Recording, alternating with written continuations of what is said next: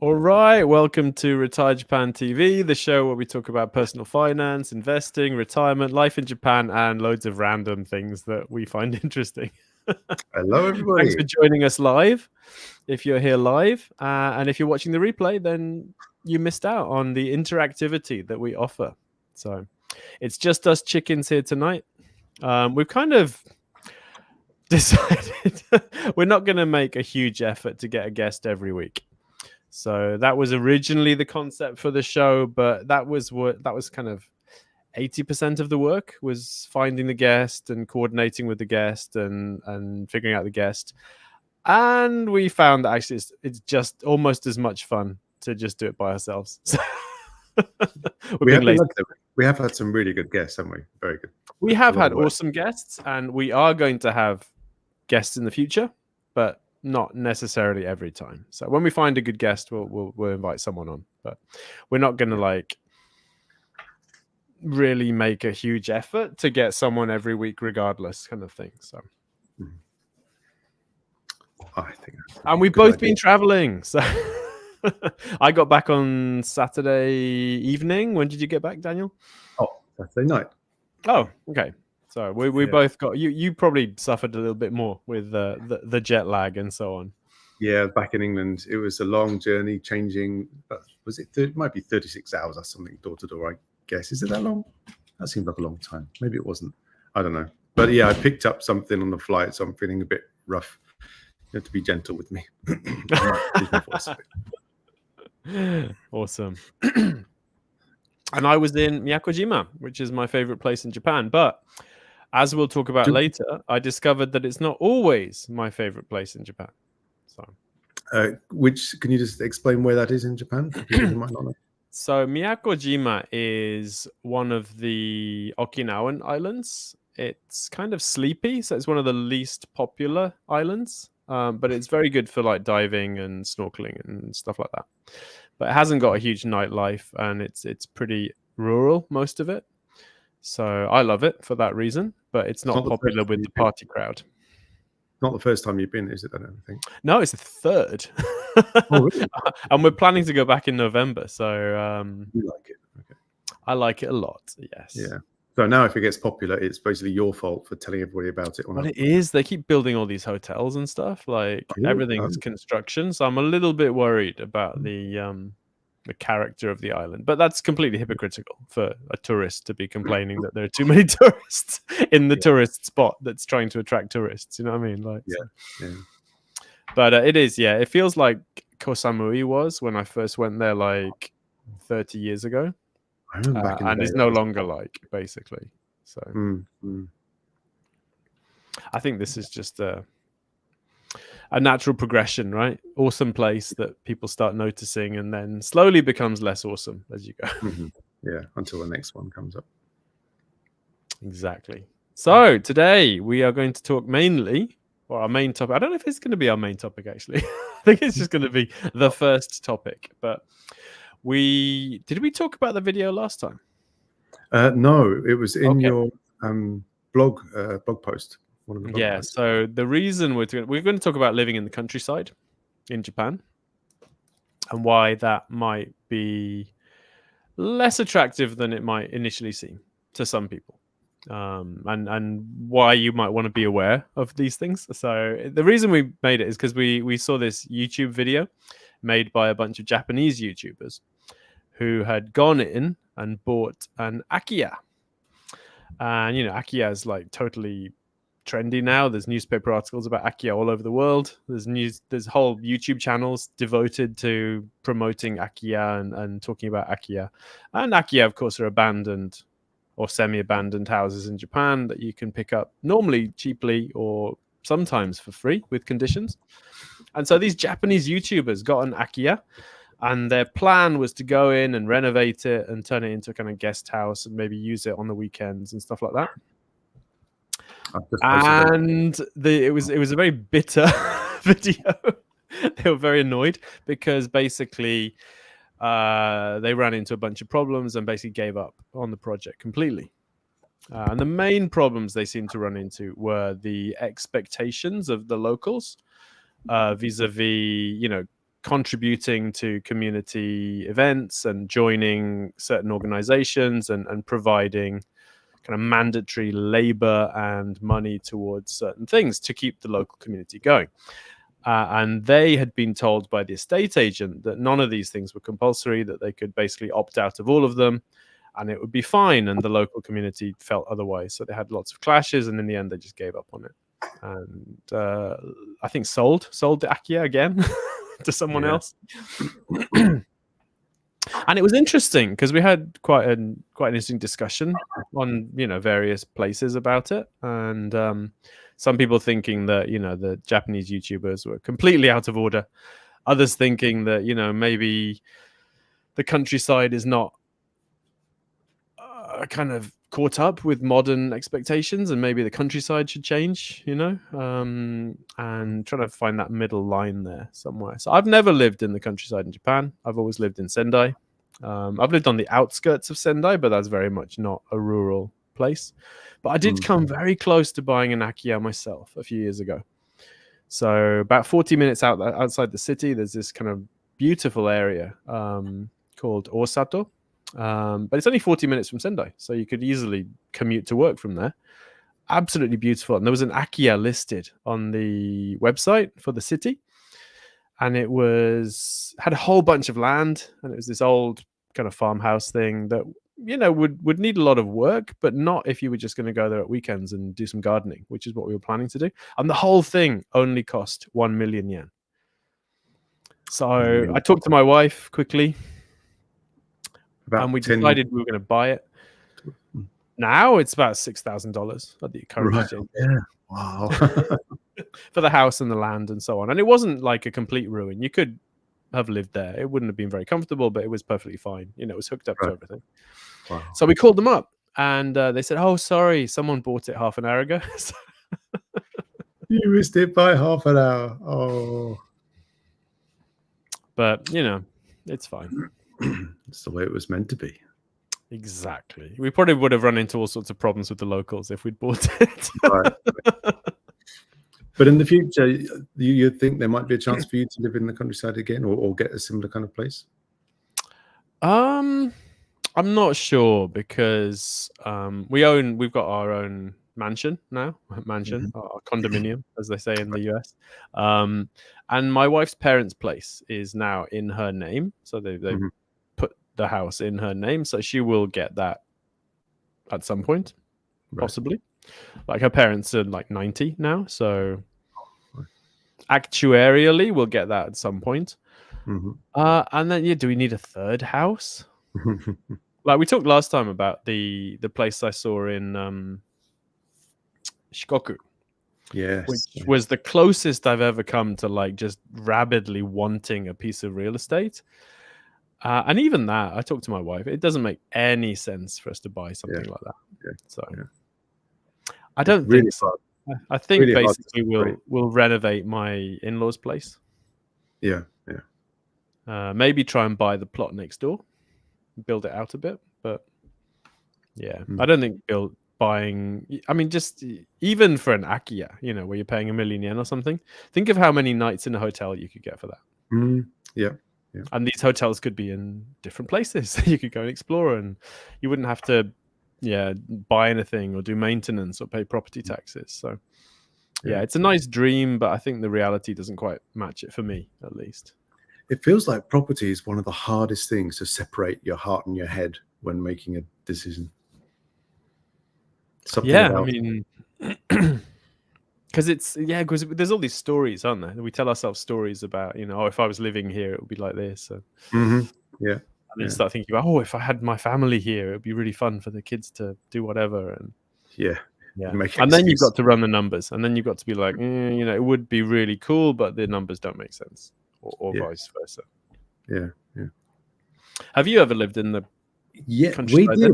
We have done the whole living in the countryside, and I mean really countryside thing. When we came back to Japan, and so we were a small family at the time, and my wife is from Kyushu, and through an uncle connection, blah, blah, blah, we found out there was this house that looked abandoned in a small village in the middle of some tea fields. And so he went to speak to somebody in the village, and lots of I don't know who they were, but all these different people were talking. And somehow it turned out that the professor who owned the house was up in Kitakyushu or somewhere, weren't using it. It had been closed up for, I think, 3 years or something. Wow. And they initially were reluctant, but after a while they realized that it would mean free money coming in basically for them. They let us rent it. And the rent, I'm pretty sure, was Niman yen, 20,000 yen a month, which for us was like, okay, yeah, that's great. We'll take that. We'll take that. And That's an Akia price, isn't it? Yeah. Yep. It was actually a modern one. It wasn't the traditional Japanese style. It was very sort of Western style house, but plonked in the middle of these rice fields on a 1 bit of land that had been cleared. It was a really strange thing. A couple of hills either side, and then just beyond the hill was the rest of the village, about 12 or so houses in it. So you couldn't actually see them from our house. And the only condition was there was one room in the house that they put a padlock on, because that was all the professor's books and study material and stuff. So don't touch that. His dungeon and stuff. Possibly. We never saw inside it. I just we'll have to believe it was a bunch of really valuable books. And it was great. We loved it. There were no sort of fences around the land. It was just that next bit of land is a field. And so we would get animals coming through. One time we had a tortoise walking through the garden to the rice field beyond. And so our son was, what was he at that time? He was about 3 or 4. So, oh, great, we can have a wild tortoise as a pet. So put it in a box, give it the lettuce. That's what they like. It was clearly a wild tortoise that did not want to be in a box. It was like scratching away. So after about 10 minutes, like, okay, I get the hint. Off you go, little tortoise. And other animals we had tanuki. We could see deer sort of walking, not in our garden, but a bit further up in the fields. And then one time, I think it was in the morning, we woke up to the sound of somebody out on the driveway, like sort of gravel drive. And it was actually a bunch of cows that had come from over the hills. They'd escaped somehow the farm. There's a dairy farm at the top. And so there's a bunch of cows walking around our drive, and some in our garden, and some on the little road that went by the side. And so, what do we do? And so I went down to try and herd them back. Negotiate with the cows. Right? I don't know what I'm doing, but I'll try and gently move them over. I had to move the bike, I think it was, or something out of the way. And just the sound of that scared them. And so almost as soon as I got down, that sound happened. And then suddenly all of these cows just started running back up the hill. It was so weird. I was worried they were going to go the other direction. We would eventually go down to a main road, but no, they're just sort of running. They can jump pretty well, actually. They have the ditches around the fields. Or they clear it, no problem. So anyway, they kind of went up a bit. And then I went and ran the long way around up to the farm and told the farmer, hey, your cows have escaped down at the bottom. By that time, I think they'd got in the woods, and I think he sorted it out. And the next day, they came down with a bottle of milk, like unpasteurized, straight from the cow milk, with the bits of fat in it and stuff, in this big plastic bottle. It was the best milk I've ever had. It was so good. Absolutely gorgeous. And the following day, it had completely gone off. It was completely rancid. It was just like this one moment in time, you can drink this milk straight from the cow. It was gorgeous. So that's my happy animal memory. There was loads of things, like going to catch insects in the woods with my son. It was a really, really wonderful time. But eventually, did you run into any of the same issues with like commitments and expenses and things? This is the downside, which I kind of agree with the people in that video. The difference is that from our point of view, I in particular was worried about being sort of the odd one out and not being welcomed. And so every opportunity there was to do something, I went for it. And so, do you want to pay 3,000 yen to join the annual, village association, or whatever it is? Like, yeah, sure, yeah, we'll do that. There's a festival coming up. Do you want to take part? Yeah, I'll take part in the festival. So personally, I didn't mind taking part. Sometimes it got a bit too much. Like every month, I think, or was it once a month? I can't remember. You had to wake up at 8 o'clock to clear the roads and cut the grass and stuff. And I'm not good at 8 o'clock starts. And they'll all be there at 7:30 anyway. So that was always tough. but generally, they really appreciated me making the effort, and they were lovely, lovely people. Really enjoyed and got on well with the people there. I think perhaps because I was a foreigner, I was a bit more of a novelty compared to just somebody from the city, a Japanese, a fellow Japanese. Might have been different then. But yeah, we tried to make the effort. Some things were tough, and I can totally see how if you just wanted to live there and just be by yourself and sort of have this peaceful retreat, it's going to be frustrating because they won't really leave you on your own. So it's fine if you commit to it, but if you're like, hey, I'm only here on the weekend and I don't want to do any of this stuff, then it's going to cause issues. Yeah, you got it. Yeah, it's all in or nothing, I think. And those people in the video, it was their second home, I think, wasn't it? Something like that. Yeah, it was like a business. So they were like, yeah, we're just going to be here on the weekend. We're going to rent it out. It's going to be a kind of thing. Yeah, they didn't live there. So yeah, I mean, maybe it depends on the village or town, because I remember at the Japan Real Estate conference, one of the people talking there about Akiya was saying that when they find Akiya for people to buy, they're like a sort of an intermediary. They always check with the local residents first. Are you cool with people coming here and renting out to the people, or doing some kind of stuff that is not living within the village? And there are so many Akiya available in Japan. It's pretty easy for them to just ignore villages that are not 100% happy with outsiders coming in. Maybe that's one thing that they didn't research well enough. I don't know. Yeah, I quite like this comment. So you saved $1 million by not buying Akiya. I saved a lot more, I think, because obviously it's not going to be $1 million, is it? You buy it for $1 million and then you spend several million like doing it up, or renovating, or buying furniture, or paying for stuff. So yeah, probably dodged the bullet. So in terms of not getting our 1 million yen little weekend thing. So another thing we found actually was being careful not to interfere with the farmers, because they've got their rice fields or whatever around us, and different crop all the time. And I planted some flowers, what were the zinnias, I think. I'm not a gardener, but I wanted some pretty flowers at the front, plant some seeds out at the front. Oh, they grew nicely, flowered, and blah blah. And when they died off, the farmers sort of kindly asked us, could you cut them down, please, because the seeds are going to blow, and then we'll get these wildflowers. Rice fields, right? Yeah, we don't want. And also, just in general, cutting the weeds down. If we left it too long, they would come and cut the weeds down for us in our garden without asking, because it's too long. We've got to cut it down. Sorry. Which is very kind of them, but yeah, it makes you feel bad, doesn't it? It's like the pressure. Just you got to think about the rest of the community and the farmers when you're doing stuff. And often you're not going to know about that stuff, are you? I mean, coming in. That's it. The unwritten rules. Yeah. Oh, it's ditch cleaning today. Why weren't you there? It's like, I didn't know about ditch cleaning. What's ditch cleaning? Yep. Yeah. Kind of thing. Yeah, community cleanup is rough, says Found in Japan. Yeah, I'm not a fan of that kind of thing, but I have been in certain groups, like business association groups and stuff, and it's fun, but it's also very much a commitment. So I just had a comment from John Piroz again. He lives in Nagasaki, in the rural area. Believe it or not, local people buy land or Akiya that come for sale and leave it there, do nothing. So to keep people out. I guess so. Prevent people coming to live there. Wow. Yeah, I'm sure it seems like there is a big difference in attitudes depending on the town and village. Some are just like, yeah, we need people to come in to revive this so it doesn't die, and other people are, we don't want to change the environment, the atmosphere here. Don't want any funny city people here. So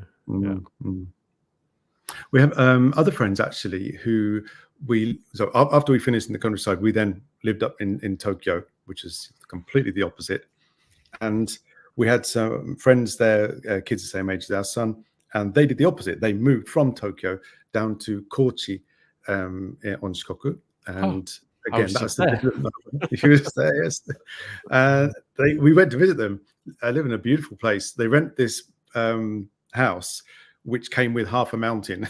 Like, okay, you rent this house, and then that part of the mountain is also included. So do what you want with it.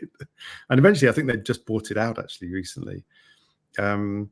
but they have 4 children, sort of growing up now, but they were welcomed really nicely by Kochi city, although they're sort of outside the city, because they had some program to encourage people to come over.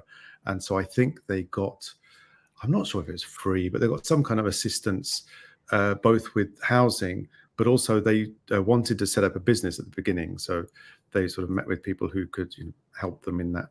So they really got a lot of support when they moved down. They loved it. They still live there. I think they bought the place now. And yeah, they really made a good go of it. Brilliant. Yeah, there's lots of programs, especially if you've got kids and you're like younger. I think we're probably not eligible anymore. Like, yeah. So we don't need more old people. Like we want the young people to come. Like, so. Yeah. Well, this family had 4 kids, so they were welcomed with open arms. Definitely. Yeah. Found in Japan comment. Hello, Found in Japan on YouTube. They wanted to get an Acura, but they can't go more than 20-25 minutes away from where they currently live and just haven't found the right place yet. This is it. I think you mentioned this before. There are lots of Acura available, but the transport is probably going to be terrible if it's available for free and the facilities. So yeah, getting someone that is somewhere that is convenient and close to transport. I think just patience, isn't it? So there's more and more coming available as we go. So just wait. Don't rush in to buy something substandard and just wait until the perfect thing comes along, probably. Yeah. Good luck with that. Found in Japan.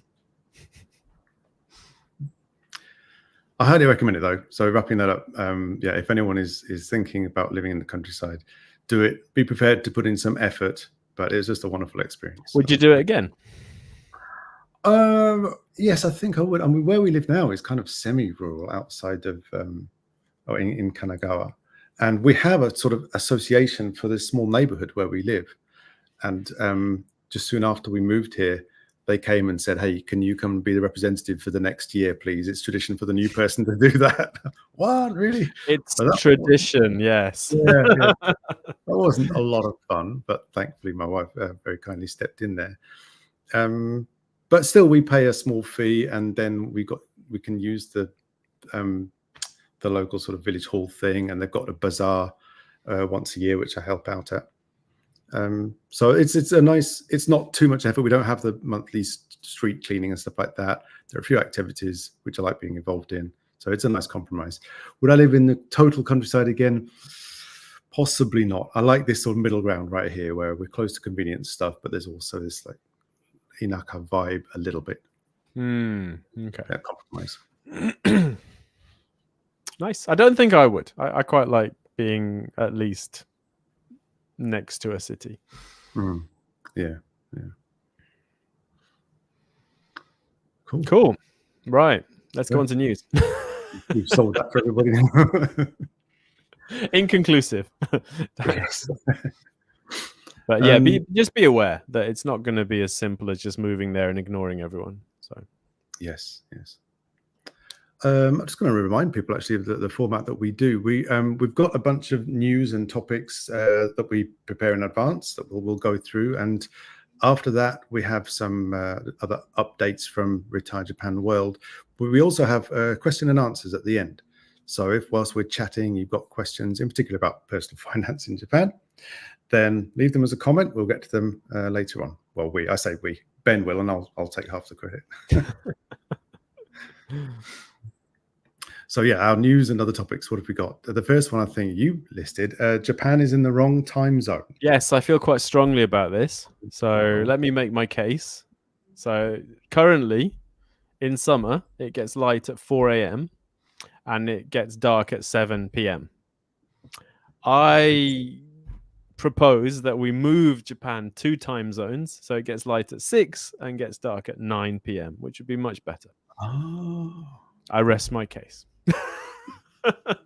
We don't need summertime. We just need to move the whole time zone. Why? What's wrong with having it light early in the morning before it gets too hot? Make the most of the day. But it would be better if that was at 6, wouldn't it? Like than 4. Like 4 is the middle of the night. Why is it getting light at 4 o'clock in the morning? Depends how old you are, Ben. If you're And why is 90, it getting dark at 7? Well, that's the thing. I mean, yes, if you had nothing, you could just shift your particular window, and that would be completely fine. But most of us have to work, and we have to work from 9 to 5, 6, 7. So yeah. that doesn't make sense to me. Yeah. Is it really 4 o'clock? It depends where you are. So I think we're further north, so it's a bit earlier for Sendai. But Sendai was literally dawn at 4:03, and the sunset was at 7:02 or something. So Really? Just checking where we are. Oh yeah, 4:30. Oh, haven't seen this for a long time. well, there you go. I mean, most people are asleep, or trying to sleep when Mm. the sun is like roasting them at 4:23 or whatever. So, Yeah. yeah, that was just my little rant there. Yeah. Well,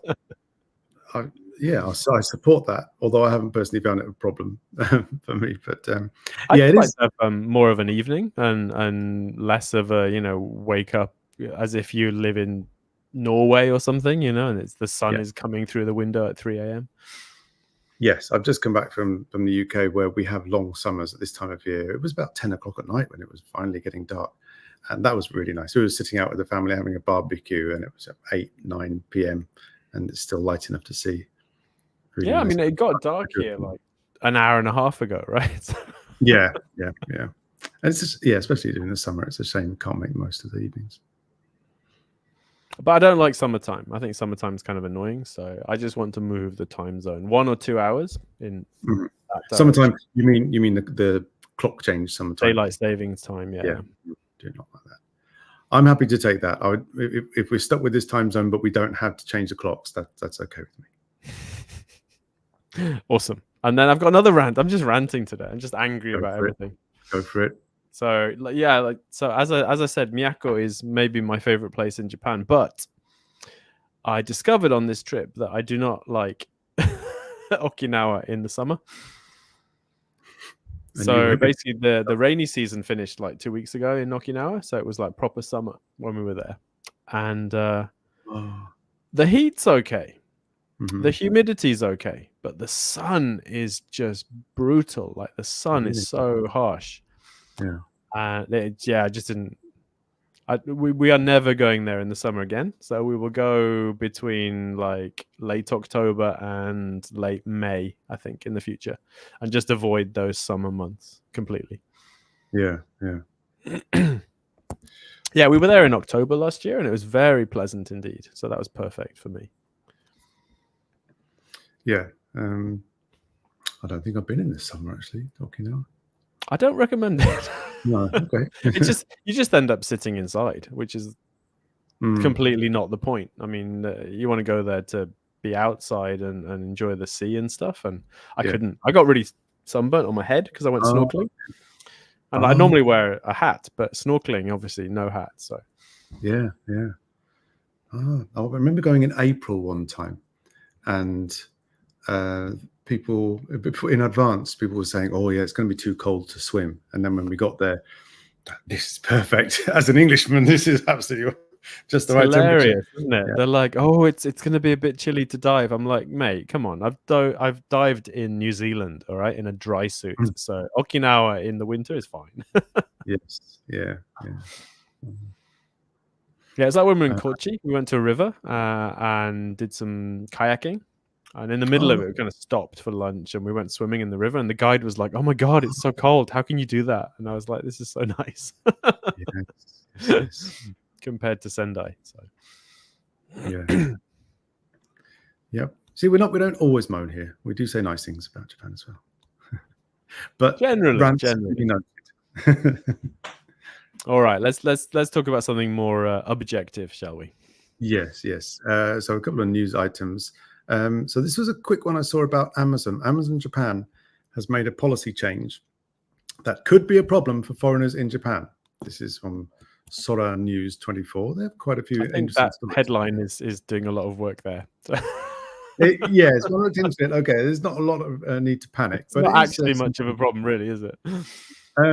Well, so the summary is that shoppers on Amazon will no longer be able to do cash on delivery payments called Daikin or Daibiki, I think it's called, isn't it, as an abbreviation. which is where you order something without paying, and when it's delivered, then you pay not just for the delivery, but the item itself to the delivery person. And apparently Japan is now, Amazon Japan is now stopping that. And the reason why that could hit foreigners is because foreigners are more likely to not be able to have a credit card, at least initially, maybe, and to rely on this more. So maybe it affects you, maybe it doesn't. Shkash. Oh yes. Oh yes. Yes. So yeah, the cash on, I think the main problem from Amazon's point of view is that they can't leave the box, right? So they've got to catch you at home. Right. And obviously this means that they'll have to do like 3, 4, 5 times the number of deliveries to do this cash on delivery thing. Yeah. And the option for people that don't have a credit card is that you pay at the convenience store. Right. Oh, of course. Yeah. You get a code from the thing, and then you pay at the convenience store. And once you've paid, they send you an item, and it's a normal delivery. So this headline is a bit of a stretch, I think. Well, it's clickbait. Not that we are above clickbait on Retire Japan from time to time. It's not our article, by the way. I just want to point out that is Sora News 24. But yes, it may affect you in Japan. So there you go. Something else, good and bad. The labor laws have changed again. The title. This is. We were ranting about this last time, weren't we? Well, yeah. But I think there's a good part to this. So Japan enacts laws for new foreign worker scheme amid labor crisis. The labor crisis being that we have a shortage of workers here because of the demographic, the falling population, and so they've changed the law to make it a little bit easier for foreigners working here on the technical intern training program. Or actually, I think this new program replaces it. It's probably the same thing, but with a different name. But they're trying to make it easier now for workers here, foreign workers here, to switch to a different job. So this is really for interns and trainees who come here and find that they're trapped in a job for, was it 5 years or something like that? And effectively, companies change employer, yeah. So it was like, companies saw it as a cheap way to get foreign overseas labor with no rights, and they can't escape, basically. Really shocking abuses in that system where people basically had they'd normally be paying a lot of money to come here to brokers in their own country, and they'd be in debt, and then they'd get here and they'd find that they weren't being paid what they were promised. They weren't even being paying minimum wage because they weren't subject to Japanese labor laws. So horrendous scheme. I'm really glad they're fixing it. And now all the employers are saying we won't be able to cope if our employees can leave after a year, which I think is a bit sus. Yeah. Welcome to the real world. I think it's still after a year. I think you have to stay in your first job. So you got that first year, but afterwards you can move somewhere else and get a new job with a different employer who will treat you better, which is good. And maybe the original employer will then have to treat you better so you don't leave. So it's a bit of a win-win. Yeah. The flip side is that as part of the same bill, they put through all that stuff about being able to cancel PR more easily. So yeah, it did pass, didn't it? Unsurprisingly. Yeah, but we talked about that last time. So if you want to hear our reasoning for that one, you can check out the recording from last month. Yeah. On a slightly lighter note here, I found this. I don't know how long this site has been up, but I was really quite impressed with it. It's created by the All Japan Kyoto Association. Now you're asking, how can it be All Japan and Kyoto? Well, there is this association called Little Kyoto. The website is called Little Kyoto. And what it is, it's officially designating certain towns and areas in the country that are like Kyoto somehow. So some of it might be like the same kind of atmosphere. Some of it might be that they share some kind of food and specialty thing, or they're really snobby about people that move to the area and don't accept them. Possibly that as well, yes. Or they sort of they have this traditional crafts which they're sort of holding on to and making the most of, something like that. Anyway, if you go to the website, it's shokyoto.jp, so shokyoto.jp. It gives you a list and pretty much all throughout the country. Although actually, I can't see anything up in Hokkaido. Well, okay, everywhere except Hokkaido. It's got these designated towns and villages that are somehow linked to Kyoto. What?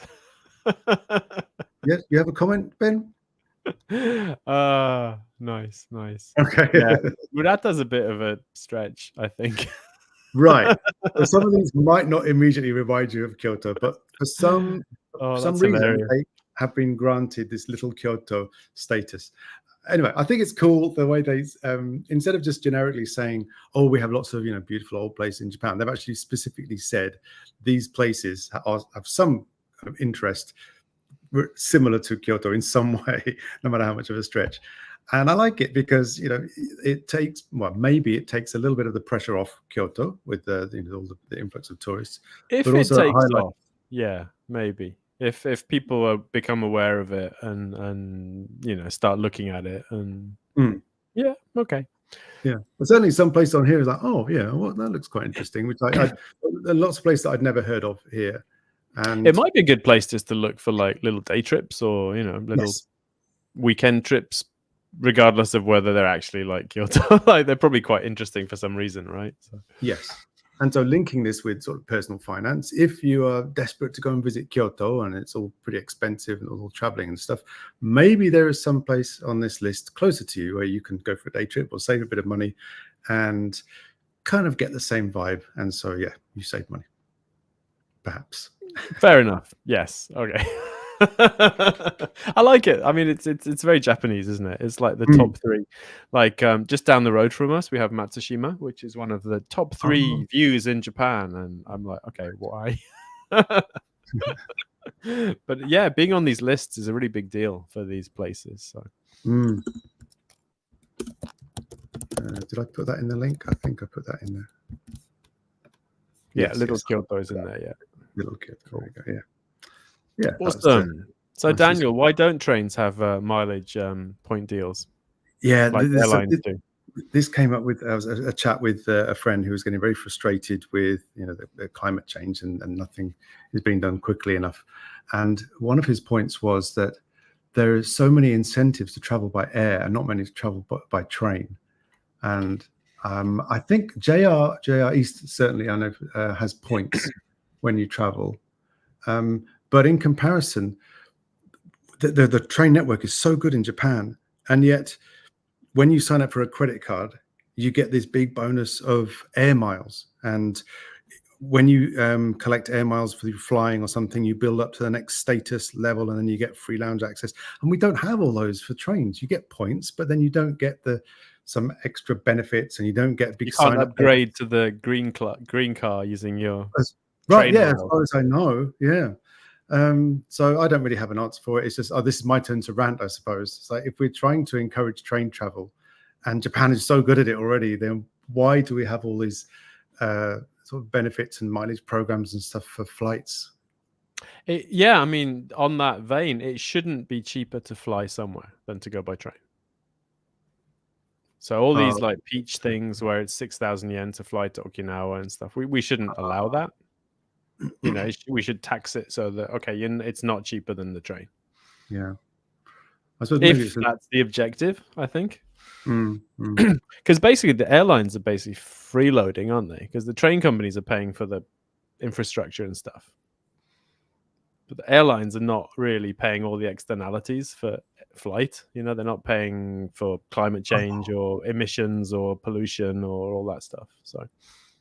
Yeah, the cost structure is not fair inherently. Having said that, I do quite like my air miles, despite the whole climate thing. But I'm the same as you. Yeah, I'm guilty of that. I collect air miles. I look out for the campaigns. However, recently I find I can't use the air miles, so maybe we're just getting punked by the airlines. It is getting harder. It's impossible to book with air miles now. I haven't been able to for years now. I recently have just switched to using them internally. On internal flights, it's still really, really good. Availability is pretty much all the time. But for international flights, it's more and more difficult. Yeah, with ANA. I mean, literally years, like 3 years now, I've been trying to book flights with ANA. And Yeah. We should have train miles, and there should be aspirational things you can do with them. Like there is a lounge in Tokyo, apparently. My wife found it. If you go grand class from Tokyo, there's a grand class lounge somewhere that looks nice. So, if we could get in there with our train status, if you take enough Shinkansen trips, you become a Jade level train person or something. You become Dr. Yellow if you have enough train miles. Yeah. Chatani in the chat says Chuo Shinkansen miles. I guess they have miles for that, but again, I think so. The points and the miles, they are there on some networks, but it's the it seems very, very basic compared to what air miles through the miles that you can gain through flights, the way you can use the miles. You can gain air miles through tie-ups with buying stuff online in a portal, and all this stuff that is available to encourage air travel is not there for train travel. It's been weaponized for airlines, hasn't it? Yes. Well, to be fair, I think you can do all the JR stuff, like the JR points and stuff. You can do shopping and all that kind of stuff. It's just kind of, I mean, so it's not the same level of reward, I don't think, in the aspirational sense. So. Yeah. Okay. Anyway, I just wanted to get that out. That's my rant. I think we're done with our rants now, I think. I wouldn't. We've got quite a few more topics to go. Wait, Okay, so I've got the next one, which is airism.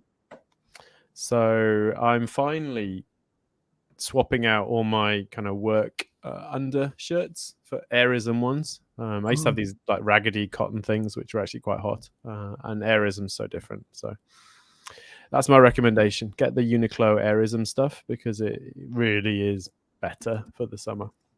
It does make a difference, does it? Oh, it's huge. It's huge. Really? Completely different. Yeah, the underwear and stuff like that, like completely different. All these like cool fabrics and things, they actually do seem to make a difference. So. I keep wondering that. I'm just going to move away from camera. Hang on a sec. I like getting Monoqlo magazine. I'm not sure if I mentioned this. I don't get it every month, but Monoqlo magazine. Oh, if you want to save money, pick it up from what's the name? Book Off. Get it for about 100 or 200 yen for old copies, and basically it's the same stuff. Each season, it's like how to stay cool in Japan, and then in the winter, be how to stay warm in Japan. And it's the same products that are recommended. But yeah, they come up with. Show us the cover. Oh, this is actually from last year, but again, it's the same. Move across a little bit. Oh, there you go. Monoqlo. Oh, so it's like Uniqlo, but Monoqlo. Yes. And just about Uniqlo. No, this is about all kinds of basically it's product comparisons. But what I like about it that I haven't found in most other magazines is other magazines will tell you what is available and what's good about it, but this one actually does give them a rating. And it's quite strict, but we don't like this thing about it, we do like this thing, and this one is better than that one. And it mentions brands by name, which is pretty good. But yeah, this is, as you can see, every time it gets to this time of year, it gets undergarments and the bed sheets and stuff like that, which one will keep you cool, and they use infrared thermometers to measure it. Wow. I always wondered, like, is it really that good? Am I really going to notice a difference? But you say it is. For my use case. So I'm going from like cotton, t-shirt type things to these airism things. Is no comparison whatsoever. Yeah. And then the underwear is great, like the underpants and stuff is just fantastic. And then the opposite in the winter, right? In the winter you get all the heat tech stuff, and that really does. Heat tech's good, yeah. I mean, it's like it's uncomfortable if it's not cold, right? Yes, yeah. Right, I think I'm going to do it. Then I'm going to test out this. I'll be the guinea pig and see if Ben. Yeah, go and get one. I mean, I bought one last month, and then I was like, okay, right, I'm just going to buy all of them now. Yeah, I just probably took me 24 years though. 24 years in Japan, and I'm finally figuring this stuff out. So I just normally just wear a t-shirt. So it feels weird to me that if I wear an additional layer underneath, that's going to make me cooler. Is that right? So it's basically so you don't sweat through your shirt is the idea. Oh, right. I don't really wear. It's for other people because like I work with others. So if I didn't work with others, I wouldn't have any shirt. I just lounge around like a caveman all the time. But given that I have to wear a shirt to teach, Yes. the undershirt is weirdly helps. When I first came here, I was like, that's stupid. If it's hot, why would you wear 2 layers rather than one? But it does seem to help in terms of not sweating through your shirt and getting really disgusting. So I'll give it a try. Good one. A vote for Airism there. Next, I have one which was an interesting story. This is the Asahi Shimbun, the English version. Now, up in Tokyo somewhere, which part of Tokyo was it? Kunitachi in Western Tokyo. There was, I think it's Sexy House, as I like to call it. They were building a new apartment block. I think they'd done all the things you're supposed to do. They'd told local residents they were going to build it and blah, blah, blah. It was all good. And when they had almost finished it, so they finished construction and they were doing the final finishing touches of it, they decided to knock it down. Put the link in the chat there. I did see that story. Right. Incredibly stupid of someone to have made that decision on both ends. Like, the headline is they knocked it down because it blocks Mount Fuji. Now, obviously, they knew this before they built it, and I think people didn't realize how much it was going to affect the view. There is a photo in the article link I just posted, but yeah, there's a famous view sort of down the city streets in Tokyo where you get all these wires, obviously overhead wires and buildings and stuff. But at the end, you can see Mount Fuji at the end of this street in the distance, and this apartment block was going to block off half of Mount Fuji from the view. And I can't work out if they're doing it out of the goodness of their own hearts or if somebody high up somewhere has given them a little nudge. But yeah, they are going to knock down this newly built apartment block before anybody even lives there. Seems crazy because they were interviewing local residents in the article, and the local residents were like, "Why are they doing this now?" Because like, we've been complaining for years and we'd kind of given up, and now they knock it down. And yeah, so the timing does seem strange, but anyway. It's either well done Sexui or well done somebody behind the scenes who sort of enforced that. It just seems it's like the worst of both worlds, isn't it? Because you built it and then you knocked it down, which is really wasteful and annoying for everyone that lives there as well. So yeah, either don't build it in the first place or it's built now, kind of thing. I mean, it's going to cost them. In the big scheme of things for them, I'm sure it's not that much money, but they presumably got some good PR from it, and they can now show off about their credentials. Oh, look at us. We're responsible. Yes, we listen to our customers. Maybe that was their plan all along. Moving on, I have... Oh, right. Yes, I want your opinion here. We bought... Right. Tell us your thinking here. Right. So we don't confess your sins. Right. We don't use air conditioners that much. We have one in our house. And finally, we gave in and bought a second one. And went along. Oh, we got a great deal actually on last year's model. There was one left. This is at Nojima Denki, who we like. And there was some. I couldn't understand what he was saying. He was like, "Oh, we can't get hold of this one from model left from last year. So what we'll do, we'll give you this year's model, but at the last year's model price that's listed." I thought that's a bit strange, but it turned out they did. I ended up paying last year's model discount thing, and we got this year's model. So. Okay, thank you very much. That's nice. That's another knock down the condo after you built it kind of decision, isn't it? Doesn't make any sense. No. Nice. Anyway, so that all worked fine. So I'm buying it in the shop, and we're going through the motions. And then he said, "Now, would you like, in addition to your basic 1 year guarantee or 3 years or whatever it was, we can give you a 10-year one." No, this was it. It came with a 10-year guarantee, but each year, the percentage that would be covered by the guarantee dropped by 10%. So after 10 years, the coverage is basically 0 or 10%, I suppose. But for an extra 6,000 yen, you can keep that full coverage for the whole of the 10 years. And so my immediate sensible brain said, no, we never get additional insurance because it doesn't work out in the long run. So no, I'm good, thank you. And he said, "Oh, but are you sure? Because it's only 6,000 yen, which is only 600 yen a year. And you did save a lot of money on, with getting last year's model. And I'd been there about an hour by this time, all this discussion and choosing and blah, blah, blah. So by this time, it was like, Decision fatigue. Yeah, it's 600 yen a year. You're right. I have saved money. You're right. Yeah. Okay. Yeah, we'll do it just to get it done. And of course, I walked out of the shop and, why did I do that? Why didn't I listen to my sensible brain? But it is, How much was the air conditioner? Would be my question. Oh, it worked out at about 70,000, I think it was, yen. It's just sort of a basic small room one. Okay. And it was discounted, so replacement value is probably 100. Yes, I suppose if you went out and that's not too bad.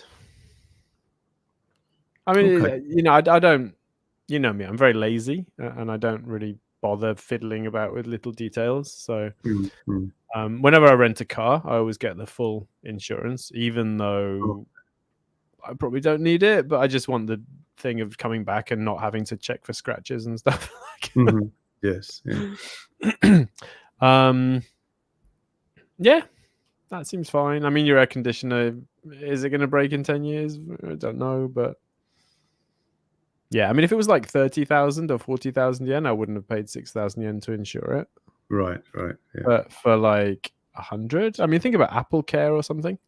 If you got your iPhone that's worth 100,000 yen and you get Apple Care, it's like 30,000 yen or something, right? So yeah.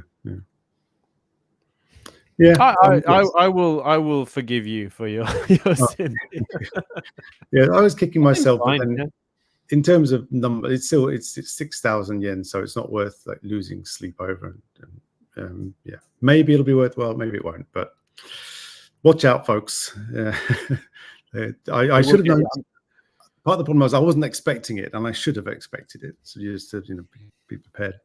I'm surprised it was cash because I've seen extended warranties where they're like, you get points normally, but if you give up the points, we'll give you an extended warranty. Oh, really? Oh, I see.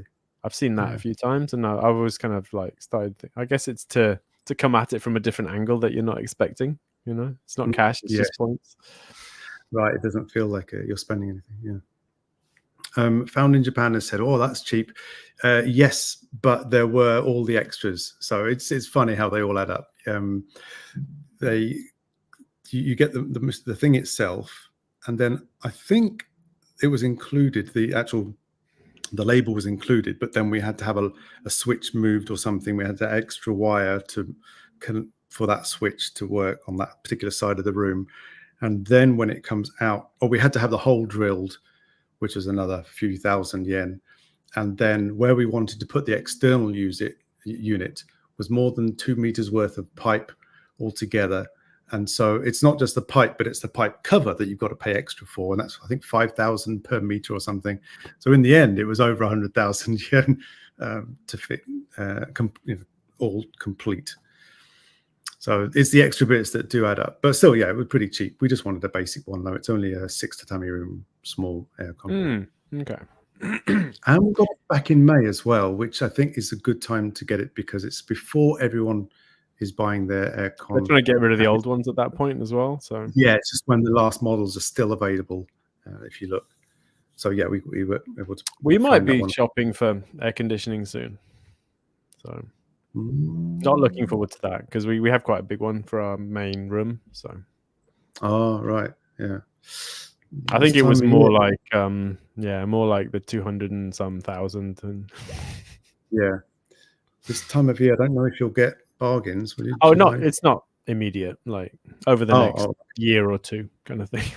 Okay, right. Yeah, cool. So that's my question. What else do we have? Oh, the joys of Kindle, Amazon Kindle. Yeah, I don't know why I put this on actually. Just wanted to shout out Kindles because they're amazing and they last forever. I've got an old one that I really want to upgrade, but it just refuses to die. I think it's 8 years old and it still works. So I can't get the new one even though I want to.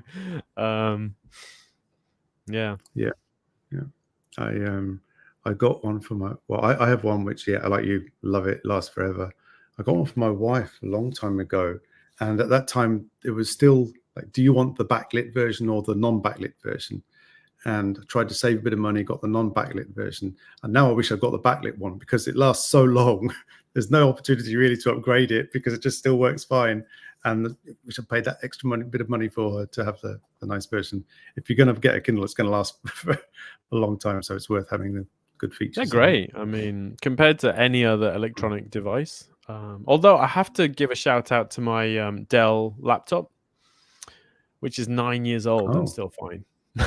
That's another one. I kind of want to upgrade it, but yeah, XPS. Like they're really hit and miss, Dells. Like some break immediately and some last forever, but this has lasted forever. So.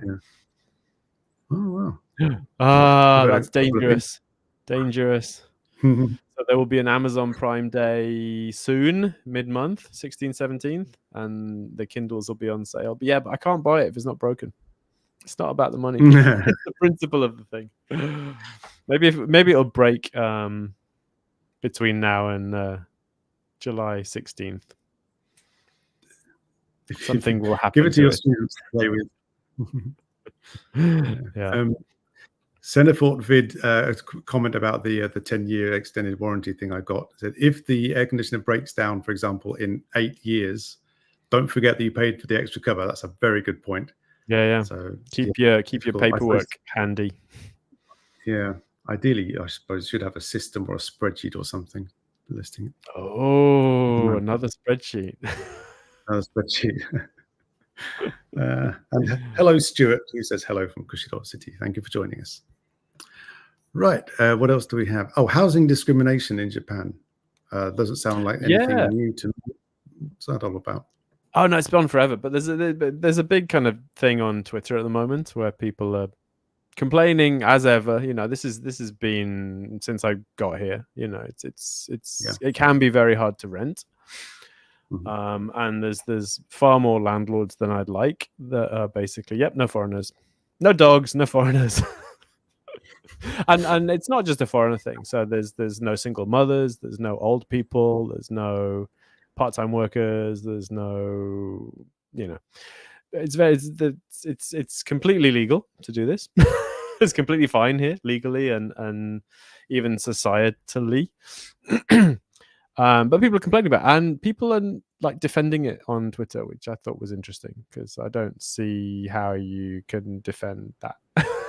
Landlords, they've had a bad experience with a foreigner in the past, or a lot of the time they've seen someone else post online that they had a bad experience renting to a foreigner, and therefore they've decided that no foreigners. And I had this when I was trying to rent a house in Sendai. So it was much harder to rent a house. I mean, I think we could have rented an apartment or a mansion quite easily, but houses tend to be more personal to people or something. And we got rejected like 30 odd times. This is with, I was working in the Kencho, which is like the prefectural government. And my wife's Japanese. I spoke Japanese. So we'd sit there and listen to the estate agent talking to the landlord on the phone and being like, "Oh no, this foreigner's fine. He speaks Japanese. He's white." I was like, "Really? That's your kind of like positive thing here. He's not black. He's white." And it didn't work. No, they were like, "Nope, no foreigners." And that was really hurtful. Actually, it was stressful and very hurtful. So I don't like this practice, and I think it should be illegal, or at least discouraged. But there's loads of people on Twitter going like, no, because landlords have to be careful. And I'm like, well, yeah, but you be careful by like checking references and getting guarantors and stuff, not by saying that we're not taking any brown people, sorry. So this is weird. So I've never had that problem. And we usually go through. In the past, my wife has always done accommodation when we move somewhere, but still, we would have had to. Her surname actually, it's a Western surname. But we've never had that problem. Now there is there is like self-selection. So if you go to an estate agent and say, "Hey, I'm looking for some places," they will screen them. So they'll only show you the ones that are foreigner friendly. They know. Right, But if you go online and you search for something on Sumo or something, and you say, "Oh, I want to check out this apartment," that's when you're going to get the, "Oh, you can't see that apartment. We'll try and find one for you, but you can't see that one because it's no foreigners." That makes sense. We've always gone through a estate agent, right? So a lot of the people who are like, "Oh, this has never happened to me. It's completely fine." They haven't noticed that they've got steered through the system into the subset of apartments that are okay for foreigners or dogs or whatever. Yeah. Found in Japan in the comments says that apparently today's Twitter posts were actually mentioning there were no Vietnamese rule for some people. That's ridiculous. Oh dear. And this is a country that is this is a live. So I mean, it's been a thing forever, and but it was on NHK the other week. So NHK did a story about this because I think it was a Spanish guy, complained about it and managed to get on the news, and the news coverage was pretty sympathetic. So that was very encouraging, I think, because. But still, you can imagine some people watching it and going, "Well, of course, of course, you wouldn't rent to foreigners. What are you talking about?" Yeah. I'm just surprised by how many people are defending it for whatever reason. Like, because I don't see how that's any different from putting up an ad in London saying, "Yeah, no dogs, no blacks, and no Indians." Like it's exactly the same, and I don't think anyone would defend that. So I don't know why it's different when it's in Japan for some reason. It's strange that it's just legal, full stop. Anyway, we are ranting a lot today. We need to change the title to like Retire Japan Rants. Okay, I have one thing that's not a rant, but I put it in there because I was feeling a little bit cynical at the time. Anyway, Walmart in the USA, so this is not Japan yet, but Walmart in the USA is rolling out digital shelf labels. So on the shelves, they would have a little, where the price label is, that's now at some digital screen. And that enables, let me actually quote one of the label. This is from a spokesperson. They allow us to update prices at the shelf using a mobile app, reducing the need to walk around the store to change paper tags by hand. That's good. And giving us more time to support customers in the store. So the page on Walmart that I saw was framing this. It's a benefit for the consumer because store assistants won't be updating the tags all the time and they'll have more time to support customers in the store. But then I saw a commentary about it, and the side benefit, which is not necessarily mentioned on the Walmart website, is that surge pricing will now be possible, even like minute by minute. So it starts raining outside. So with like a few clicks, they can update the prices of umbrellas, for example. Or it's a hot day, they can double the price of ice cream or whatever. Or they can just look at how many people are in a store and then buying stuff and increase particular prices. Yeah, algorithmic. Things. Yeah. And then you think, are they going to be changing them for individuals as you get close to it?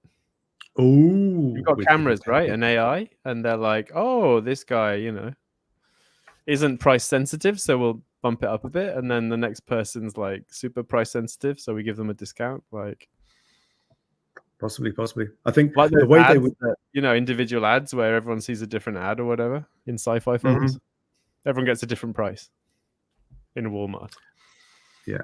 I think the way they would do it to make it more acceptable is to, rather than increase the price for different people, they would have some kind of special one-off coupon. Buy it within the next 5 minutes and you get 20% off because we think you're a lower value customer or whatever. So the cynic in me thinks, no, I don't think it's really for the consumer, this. Anyway, there you go. I've seen these somewhere though. I have seen the shop with digital price labels somewhere. I don't know if it was here or the UK or somewhere else, but yeah, there's definitely in the wild. It's not a new thing. Mm-hmm. That makes sense, I guess. Having paper labels is kind of. Yes, what I would like is for them to include the tax on these labels, and I think one reason they haven't in some of the supermarkets that are near here, they don't include the tax because it changed to 8%, then it changed to 10%. And I think the excuse was, oh, it makes sense not to keep updating them, so we'll just show it without the tax included. But of course, that's I can't help but just, even though it's written in small numbers, I can't help but look at the headline and say, oh, 600 yen for cheap, a whatever. I mean, to be fair, the tax is different depending on the purchasing situation sometimes. You know, where it's 8% if you take it out, I think, for food sometimes, but it's 10% if you eat it in the shop, I think. I don't even know, but there's different prices based on what you do with it, right? So but I don't think that applies to the vast majority of prices. I'm always annoyed. I'm like, what? It said 300. It's not, it shouldn't be 330. I'll get caught out. Right. Oh, you put this on. I didn't realize this. No more points for Furusato nozei from October. What? Yeah, I saw this on the news when I was in Miyako, not being outside in the sun. But so the government is cracking down again on Furusato nozei, mainly the big kind of aggregator sites. So from October, they're not going to be allowed to give points for Furusato nozei. And I think they're not going to be able to advertise promotions and points and things. So whether that means that between now and October it's a free-for-all, I don't know. So there might be some good bargains between now and October, but from October, Furusato nozei is going to get slightly less lucrative, I guess, for the consumer. Okay. But still a good deal, I think, if you if it's relevant for you. Yeah, exactly. I just want to highlight this comment because it's very kind. I'll read this out so that you don't have to. Ben, exactly. Kelly Petit, thank you for this kind message. Ben, you've lost weight by the looks of things. I could stop there. That's the compliment over. But then they also say, I've lived in the countryside for 20 years and it's a secret gem when it comes to the standard of living. I agree, although I think it does depend where you live, maybe how close you are to amenities, or just what the people are like around that particular area. But I'm very happy that they found a nice spot there. One more sort of little backtrap. Blaze, I think 01 on YouTube talks about how they went air conditioner shopping, and the cheapest one they found was in Big Camera, but then the installation and stuff was almost as much as the air conditioner itself. And then they went to Yodobashi. The sticker price was higher, but the total installation was cheaper. So they make a very good point about, don't just go with the headline sticker price, the headline figure for the unit itself. Do consider the fitting and the cost of extra pipes and covers and stuff. That's the other thing about electric stores is that they're one of the only places where you can actually bargain in Japan. Oh, right. So you can go in and be like, hey, I found this online for X amount. And sometimes they'll give you a discount or they'll match that price and so on. So, so it's the only place I've seen where it's normal to haggle, basically. Yeah. What I don't like, and I'm not sure if they all do this, but I've seen it a few times, they'll have the price and then they'll cross it out and say, lower price, ask for details. Like, I don't want to ask because I know I'll get sucked in. And they won't tell you what the lower price is. They'll sell you an extended warranty. Yes, exactly. Yeah, and I'll fall for it. Yeah. Yeah, good point. Don't rely on the sticker price itself. Right. Oh, another so a thing that came in just today, actually, Japan Today is about new banknotes coming in. I think people might have seen this or be aware of it. I'm going to put the link, and it's got pictures. Ooh. So it's very exciting. So we did 20 years since the last banknote redesign. And this is for forgeries and stuff like that. Apparently, this has got the latest 3D holographic technology on it, so that somehow the pictures of the people move, I think, when you turn it around or something. I don't know. I can't wait to see one in person and see exactly what it's like. But what I do like about this is the numbers are super big and obvious on this. So you can instantly see whether it's 1,000 or 10,000 or 5,000, which apparently is good both for non-Japanese people visiting the country, but also for Japanese people who might be getting on a bit and not have great eyesight anymore. And the colors are quite different now, aren't they? Oh yes, that's true. Yeah, yeah. It looks more like there's no colourful. 2,000 yen note, which is kind of sad because I like the 2,000 yen notes. I think you're the only person that does. Oh, I used to get those in my paycheck because I was a public servant, and you couldn't use them, you know.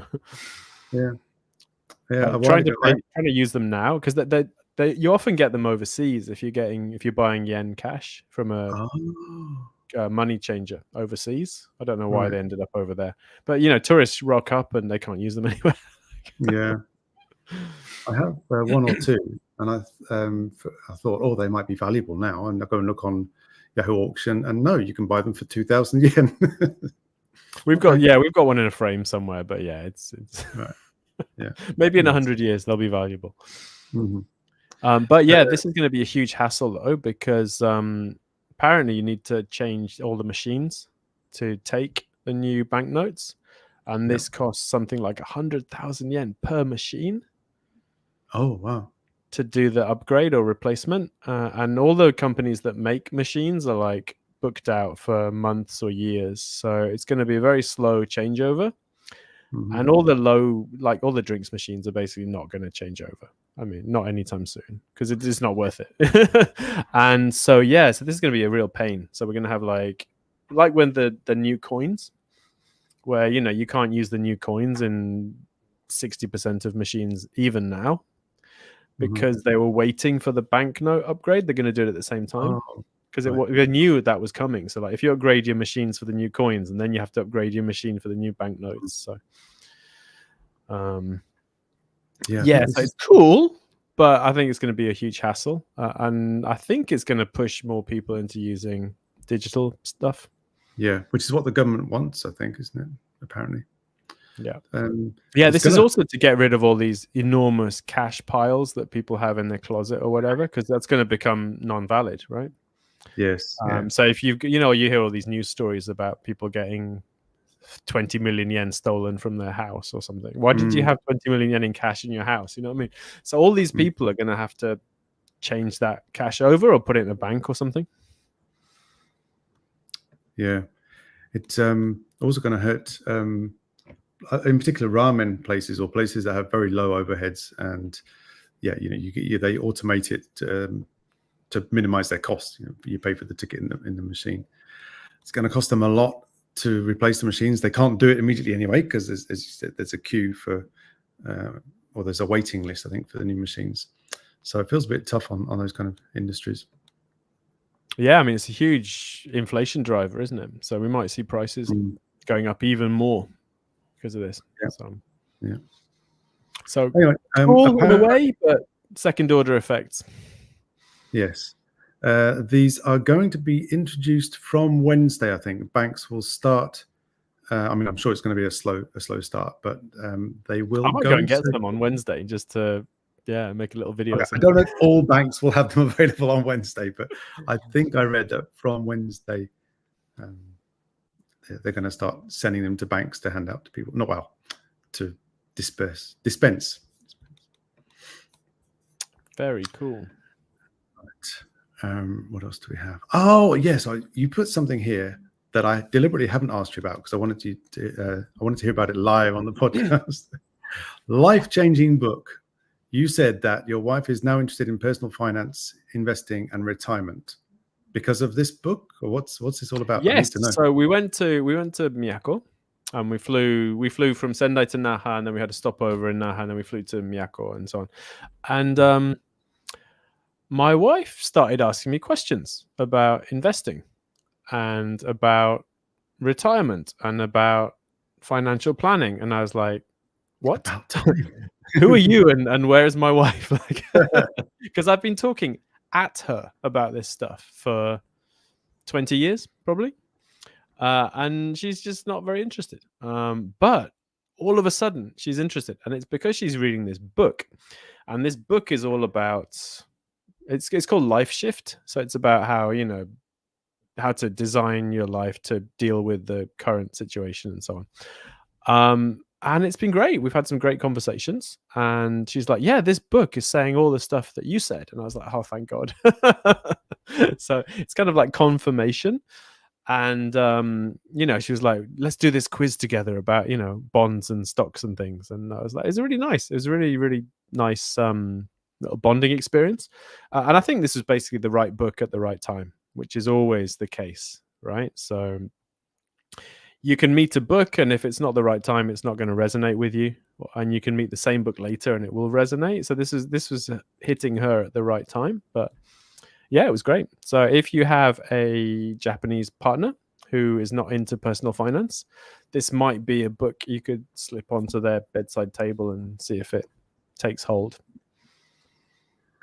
Very And interesting. at least the quizzes and things were pretty solid. I mean, it was basically, yeah, okay, I agree with this. So wow. Excuse me. I've just put a link to the Amazon page. I think this is one you mentioned. Japanese book, Life Shift, 100年時代の人生戦略. Is that the one? yeah, so it's mainly aimed at younger people, I think. It's more like, how to approach your life, given that, we're living longer and society's changing and work's changing and all the rest of it. But, she enjoyed it, and it made her interested in this stuff. It's originally in English, I think, isn't it? I think so. Like the authors are they've got Western names, but I can't find it in English. I wasn't able to find it in English. Like they've written similar things about work, like work shift and stuff. But I don't know where this came from. So maybe it's got a slightly different English name. And it's been mentioned in NHK and stuff like that. Terebi Tokyo. Yes, it's part of a series, apparently. Oh, no, I had not seen this before. Huh. That's a good one. Thank you. So she's almost finished it, but it was great. So it sparked all these conversations that I was trying to have already, but she was starting them. So it was like, excellent. Wonderful. I've heard you mention before that, in fact, I think behind the scenes when we've talked about sort of broadening the reach of Retire Japan, and I think I might have suggested, how to ideas for reaching a new audience, but you've been very careful to say, it's only really worthwhile attracting people who already want to make an effort to change their habits or already got some kind of interest in personal finance, because if you reach people and it's not the right time for them, they're not thinking about it, you're never going to get them to make any meaningful change. I'm finding this with friends. So my friends, my family, it doesn't matter. You can grab people and like try and bully them into being interested, but unless they're actually interested, it doesn't work. Yep. Mm-hmm. So even my best friend, he's not doing what I think he should be doing financially, but he just doesn't want to. So he's not interested right now. So trying to have that conversation when the other person's not interested is not, it's not very productive. And I think it's the same for Retire Japan. So like, we're here for people if they want help, if they want information. I really want to help people, but they need to want it. Right. I can't walk around with my sign being like, hey, have you been saved yet? I'd like to. But now is your wife, her time has arrived, so to speak. I think so. So I mean, we're getting closer to retirement and so on, and we've decided to wrap up her business within a certain time scale. And so she's interested. Like, are we going to have enough money for retirement? How does it work? How are you thinking about this stuff? It's been really fantastic. Wow. So this seems to be a book that can spark those conversations if people are interested. So, wow, congratulations. Just reminds me that speaking of pension and stuff, when I was back in the UK, I had an old pension from my first actually proper job out after the JET program back in the UK. I worked at this company. It was a software translation company for about 5 years, and joined their pension plan, which was the contribution pension plan. So I would put in money every month, the company would match it. Ooh. And I chose to invest it in those days. I picked 3 funds. I picked Europe, Asia, and Japan, because I'd been to Japan and been to Asia, and I'd seen that, like, okay, we think that this is back in the 90s, but some people still regard that as a developing world. And I seen with my own eyes, like it's not going to be developing well much longer. It clearly, like, this is where the future of the production or whatever was going to be. And I forgot about it. It was still linked to the old address about 4 or 5 moves ago. And I was really worried. Oh, the company has also been bought out by some other big insurance company or something. Anyway, so I tracked down who owns it now. I phoned them up, trying to work out how can I change the address when I have nothing to prove that I used to live at that old address anymore. And in the end, the lady on the phone said, "Oh yeah, tell us your new address and I'll update it." And that was it. It was so easy. So I updated it, and then in the post, I got my latest statement, first one that I've seen for like 15 years or something like that. And yeah, there it is. Things have gone up nicely thanks to the Asia in particular. And it's not going to be a complete pension, but I have a pension that I'd kind of either forgotten about or just thought it's too much hassle to try and bother changing all the paperwork on it. I'm very glad I did.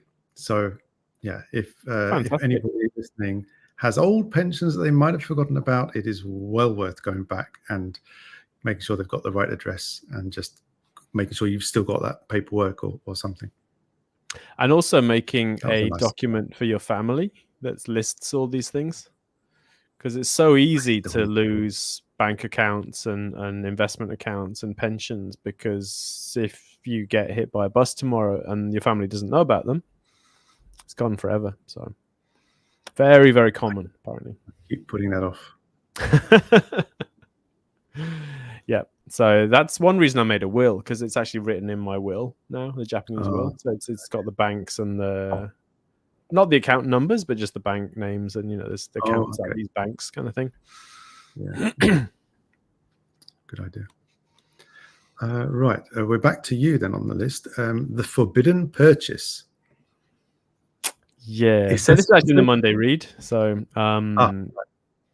so I used to be quite into war games, especially Warhammer tabletop war games. And the other day, for the first time, I followed a link and I went to they're relaunching Warhammer with this box set. And I was like, ooh, I really want to buy this, but I don't think my retirement can survive getting back into that hobby.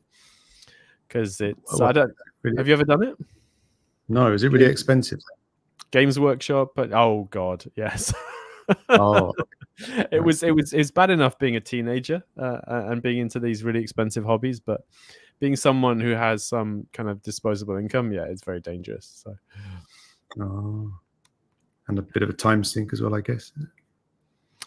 Yep. And I was like, oh, I could play with my granddaughter because she likes games and stuff. But yeah. So I'm still thinking about it. So, but it would be a very, very bad idea.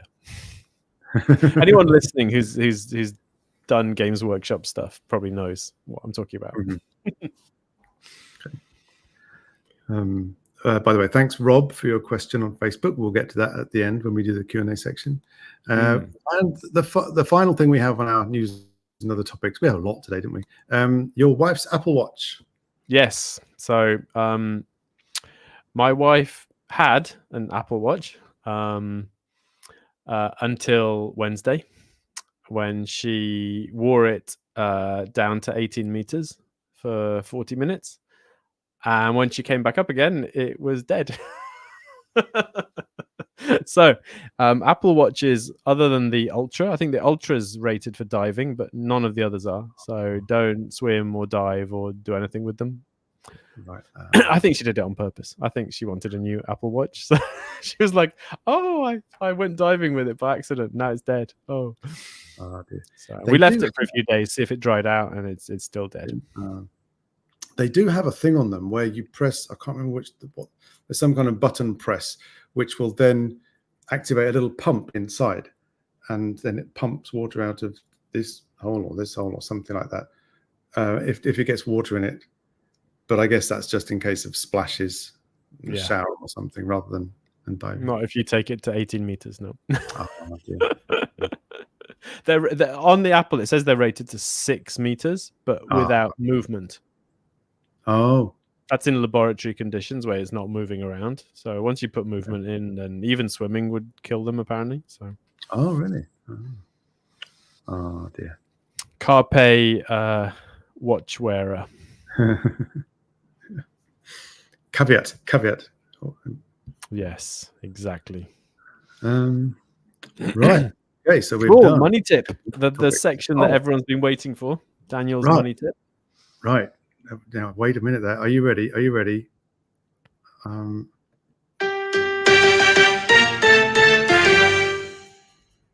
about I that? can't believe you have a theme tune. This thing doesn't have a theme tune. How cool was that? Okay, Daniel's money tip time. Right. And today on Daniel's money tip time. So I've got it's kind of split into two halves. The first half, I want to sort of tell people or remind people about autoretto. And I don't mean the big sort of store, like the physical stores, but online, a lot of places where you would shop online have an outletto section. And sometimes it's not really clearly marked, but they have things that maybe the box is slightly damaged or it's on display or something like that. So I bought I think it was a battery pack, I think it was, on Joshin Web. Joshin Web is one of the big, like Yamada Denki kind of things, online things. And I wasn't really fussed what kind of charger I got. And one of them was in the outlet section. And it was 21% off, I think it was, because the packaging was slightly bad. And it works absolutely fine. And I went today and I checked, and they have several things in the outlet section. There's a Bosch electric screwdriver. Again, nearly everything is because the packaging is bad.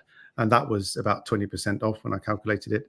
So Joshin Web, Sanwa, Fujifilm, Big Camera, they had an LG air cleaner, 15% off because the packaging was bad.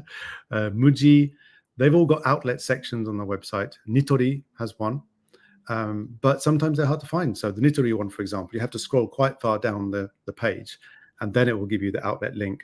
And then interestingly with Nitori, I think because it's kind of connected to physical stores, you have to choose your region of the country first before it then shows you what's available. Anyway, Okay. So that's kind of general retailers. They've got an outlet section, which you might be aware of. But also for actual manufacturers, more and more I've seen they have a refurbished section. I think the one that people might know about is Apple, and they hide the link quite well as well. It's right down in the footer, and they call it Seibizumi Seihin. So products that have been Seibi, what is that? Tweaked or tidied up, I suppose. Maintained, I think. Maintained. Thank you. And the Apple products ones, I had a quick look. They've got an Apple Watch 9, for example. You talk about Apple Watch, and that worked out at 15% off. They're usually a little, you don't get much choice about what's available, but you get a discount on that. You still get the 1-year Apple guarantee. And I bought something from that in the past. I think it might have been a MacBook actually. And yeah, absolutely fine, worked fine. I couldn't see any difference from a brand new item. So that's good. Amazon has the same thing, Seibizumi Hin. And these are provided by third parties from what I can tell. But Amazon sort of has approved certain retailers to refurbish things, and then they sell it. You get 180 days guarantee if you buy an Amazon refurbished thing. But there are several other makers that have refurbished sections, and again, they're not really obvious, and they all call it well, they don't all, but there are several different ways to refer to it. And so my tip for the day is, if you're searching for something and you know the particular manufacturer, then it's worth doing a search for that manufacturer, and then either Seibizumi Seihin, or just Seibizumi on its own, or katakana refurbish. Some refer to it as refurbish. Others refer to it as saiseihin, almost like recycled paper. Saiseishi. This is saiseihin. So it seems to be that they generally use one of those three terms. So I would find a maker of a particular thing that you're interested in, and then look for either Seibizumi, refurbish, or saiseihin. And you might be surprised at the discounts that you can get if the manufacturer supports those. I've got a couple of examples here. So first of all, companies that I found that do have a refurbished section. Mentioned Apple, Amazon. There's Fujifilm, there's Epson for printers and stuff, Hitachi for your washing machines or TVs, whatever. Blue Air, which makes air cleaners, and I bought one of these. Jackery, they do the sort of they call them battery generators. I don't know if it's really a generator, but big chunky battery packs for when your electricity is knocked out, and solar panels and things. DJI, who make drones and cameras. Anker, Anker, who do chargers and cables for phones and things. Nikon, or Nikon, I think some people call it. And Panasonic. There may be more, but those are the ones I've found so far. The thing to look out for, though, is the guarantee. The Blue Air cleaner that I got, this is an actual thing that I bought. They only had 2 products available in their refurbished section, but one was the 3210 air cleaner, which is still available, and it's 20,000 yen brand new. But this, the way they're selling it at the moment is 12,900 yen, which works out about 35% off. I bought one, it arrived, it works perfectly, and it looks new to me. So I don't know why it's in the refurbished section. Maybe it's discontinued. The only thing is with Blue Air, you get a 90-day guarantee. With Anker, you just get a 180-day guarantee. But pretty much most of the other companies, they give you the same guarantee that you would get with a brand new product, which is usually 1 year. I'm going to give a special shout out to Nikon. I've never bought a Nikon product from the store, but they give you a 3-year guarantee. I think they call it Nikon Direct Support. And their refurbished products also come with a 3-year guarantee. And they have an example, then 85mm lens, which was nearly 74,000 yen, brand new. Refurbished one was 55,000 yen. That's about 25% off. In most of these cases, you might not know why it's refurbished. Was it a display model? Was it something that somebody returned? Is it just because the packaging is bad? Often we don't really know. But in my experience so far, when I have bought things, they've been absolutely fine. So you can save, generally about 20-25% off if you look for refurbished or seibizumi or saiseihin. Daniel's money tip. Nice. And of course, this is, environmentally friendly to reuse things rather than. Yeah. Nice. All right, our last section before the Q&A. Forum updates. So just a really quick thing of recent posts. So we had one about Canadian RRSP. I think it's their retirement plan, whether to move it to Japan or not. There's an interesting thread there. For the US people, how to declare Ideco on your F-bar. So what does that, what should you put down for that? Sorry, what's F-bar? F-bar is the financial statement where you have to tell them about all your bank accounts. Aren't you glad you're not American? So every year, Americans, if they have more than $10,000, I think, they have to tell the IRS about every single account they have. So, including Ideco, just to be safe. So, IB Japan. This is another thread. IB, so Interactive Brokers Japan. Last year, I think they were forced to make a Japanese branch and move all the Japan residents into that branch rather than going through the American one. And it seems like they still haven't done that. So there's still people who have their accounts with IB LLC in the US. They haven't been moved to IB Japan, and there's no timeline for when that may happen. So that was interesting. SMBC is not going to cash checks anymore for most countries. So if you were hoping to get them to cash your check, they're not going to do it anymore in 2024. So we had something about the UK elections, which are on Thursday. So if you haven't sent in your postal ballot yet or your proxy voting thing yet, it's probably too late to do that. But fingers crossed we get a good result on Thursday. And the last two, actually really, really sad, but really informative posts. Basically, someone whose wife died unexpectedly, and they found that they were able to get survivor's pension. So for Nenkin, there is a survivor's pension if you die early and you have dependents and kids and so on. So they were able to get izoku nenkin, this is called. So the kids will get izoku nenkin until they're 18. And the surviving spouse will also get a small pension until the kids are 18. So there's lots of factors involved in this. But yeah, if your spouse dies before pension age, you may be eligible to get this survivor's pension as well. And also they had life insurance, and they said that the life insurance paid out within 5 or 6 days. So that's good. Good to know. as we were discussing before in a previous episode, having a small term life insurance policy, which is very cheap, might be a good way to kind of bridge that initial year or two where the money's not quite sorted out and you haven't inherited everything yet. You don't have control of accounts, but if you have a life insurance policy, it pays out immediately. You've got some cash to tide you through a very unpleasant times that it's going to be more unpleasant if you don't have access to money. So yeah. I did that. So lots happening on the forum. I haven't done it yet. It was my idea and I haven't got around to it yet. But yes, that's something that I am planning to do at some point. Right, Q&A. Yeah, just putting a link to the forum there for everybody. Q&A, we did have one question above. From Rob. Hello, Rob. And he asks, do either of you guys keep bank accounts in your former countries? And if so, do you use them to pay for purchases, for example, airline tickets, to help out with the weak yen?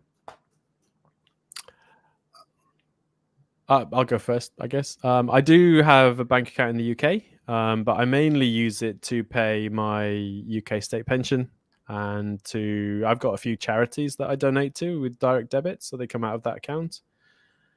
And that's it. So I don't use it to pay for things in Japan. Yeah. How about you, Daniel?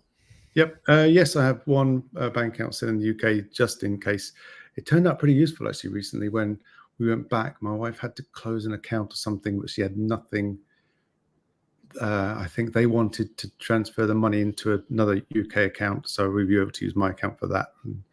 And, yeah, most of the time I don't use it. It would be good to use it for this hedging with the high yen, but I don't have enough in it to be able to buy plane tickets and stuff.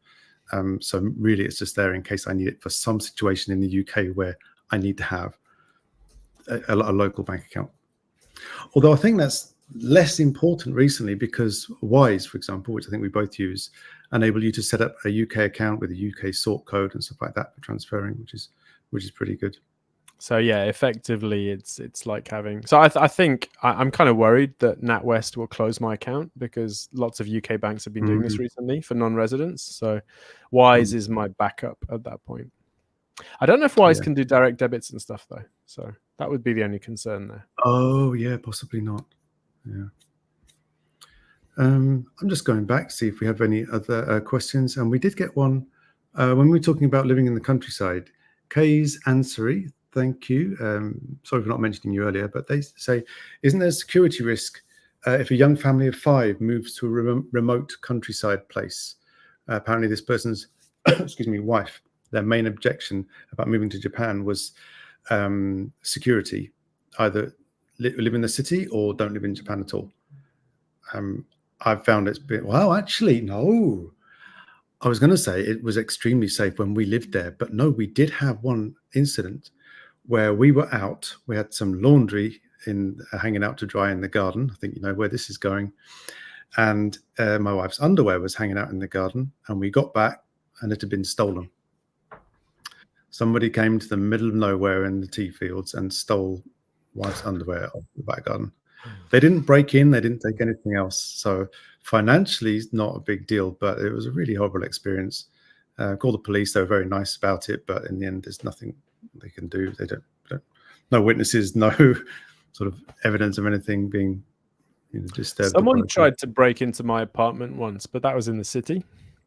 Oh, so I got a call at work. One of my neighbors saw someone trying to break in, and they drilled through the sliding doors to push the latch open. So always lock that. If you have sliding doors on the ground floor, always make sure you lock it as well, because just the physical latch is you can get around it like that. And they didn't right. break in; they were interrupted by people. So, but Yeah. that's the only thing in 20 odd years. There have been those high-profile cases of these gangs that target wealthy people specifically.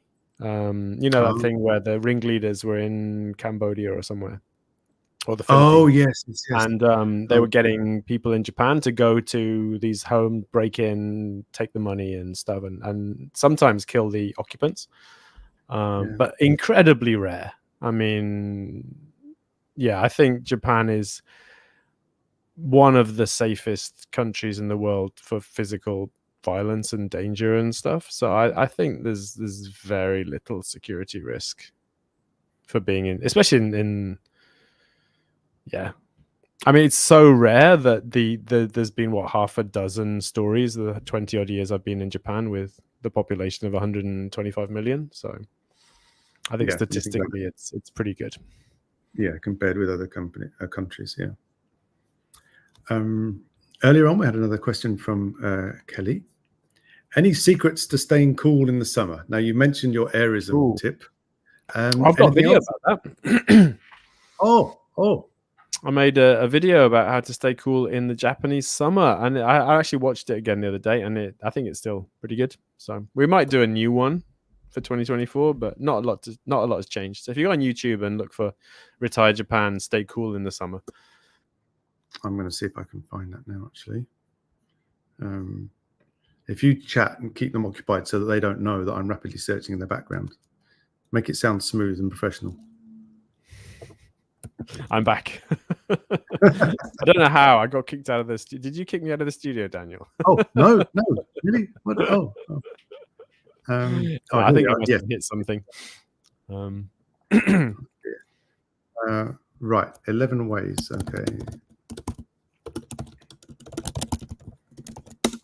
Okay, so yep, you did a video of 11 ways plus one high-tech bonus, ways to stay cool in Japan's summer heat. There we go. Yep, I don't have anything off the top of my head, although I have been looking at fans. I don't know why they're called circulators. I don't know the difference between a fan and a circulator. But anyway, circulator's smaller, isn't it? Oh, really? Oh, okay. So the circulator's designed to move air around, but the fan pushes air to you. We've got circulators too, that they're like about this big, and you put them on. They're on the bottom, so they move the cold air that's nearer the bottom. Yeah. Like this. Yeah. Oh, okay. So yeah, back to Monocle magazine. This one recommends a bunch of them. What does it say for the top one? The top one is Sri Up. I've never heard of Sri Up, but in particular, I'm looking for a quiet one, and the Yamazen ones seem good. Apparently, Yamazen circulators, they're very easy to take apart and wash as well. And sure enough, yeah, the review comments I've seen is like maybe not the most powerful, but they do seem to be very, very quiet. So yeah, I'm considering getting one of those. And when we got the air conditioner, actually, the blurb on it said that if you have a fan or a circulator underneath the air conditioner pointing in the same direction, that sort of encourages that cool air to spread out further in the room. So for a very low cost, increasing the effectiveness of the air conditioner, apparently. Yeah, we've only got one AC in the whole flat, so we use circulators to blow cold air to the kids' room.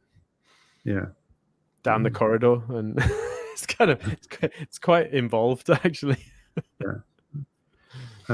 A question from Jake Caprino. Oh no, it's not a question. It's a tip about keeping cool. They purchased the Rion Pocket 5. Oh, I might have heard of that actually. It's like a mini. Looking at these, yeah. It sits on your neck and cools your back, and can also be used in the winter to warm yourself. So Rion, REON Pocket 5. Wow, I've not heard of that. Thank you for that tip. I got one of these the other day. So I saw our students had them. So basically, these are little neck rings. You freeze them, and then you kind of stick them on, and then it stays cold for quite a short time.